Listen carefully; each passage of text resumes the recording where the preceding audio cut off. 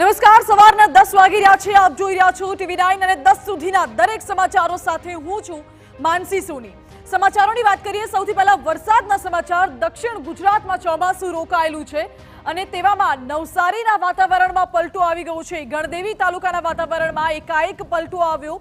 વરસાદી માહોલ છવાઈ ગયું છે. ગણદેવી સહિત આસપાસના ગામોમાં પણ વરસાદ શરૂ થયો છે.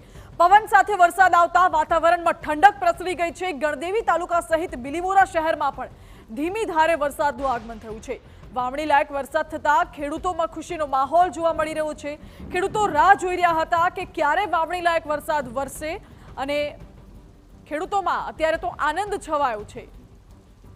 આ દ્રશ્યો જુઓ, વહેલી સવારથી ગણદેવી તાલુકાના વાતાવરણમાં પલટો આવ્યો. ધીમી ધારે વરસાદ શરૂ થયો છે. સાથે આસપાસના ગામોમાં પણ વરસાદી માહોલ છવાઈ ગયો છે. પવન સાથે વરસાદ આવતા વાતાવરણમાં પણ ઠંડક પ્રસરી ગઈ છે.